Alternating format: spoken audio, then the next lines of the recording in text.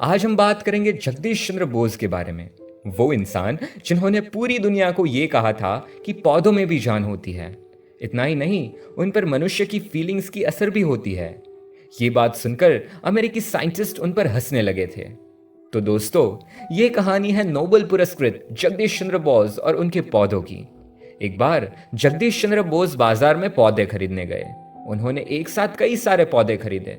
पौधों को लेकर वे घर पहुंचे और उन पौधों को आधे हिस्सों में बांट दिया।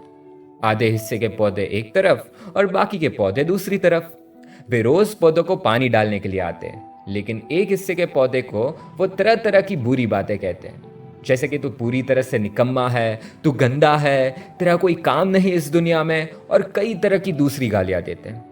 दूसरी तरफ के पौधों को वो बहुत ही अच्छी अच्छी बातें बोलते हैं, जैसे कि तू बहुत अच्छा है, तू सबको काम आता है, तेरे जैसा सब बनने का प्रयास करते हैं, और दूसरी कई सारी प्रशंसा करते हैं। कुछ ही दिनों में जगदीश जी ने देखा कि जिन्हें वो बुरी बातें करके गालियां देते थे, वो पौधे मुरझा गए थे और पूरी तरह से सूख गए थे, और दूसरी तरफ जिन्हें वे बहुत अच्छी बातें करते थे, जिनकी बहुत तारीफ करते थे, वो पौधे खिलकर बहुत अच्छे से बड़े हो रहे थे।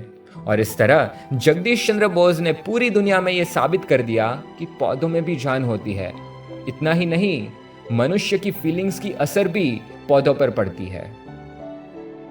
अगर पौधे को हमारे प्रेम और तिरस्कार से फर्क पड़ सकता है, तो क्या एक छोटे से बच्चे को फर्क नहीं पड़ेगा? क्या हम बच्चों को उनकी छोटी छोटी बातों पर उनकी आलोचना कर उनका तिरस्कार नहीं करते? क्या हम बच्चों को मुरझाना चाहते हैं या फिर उनके व्यक्तित्व को महकाना चाहते हैं? बाजी हमारे हाथ में है।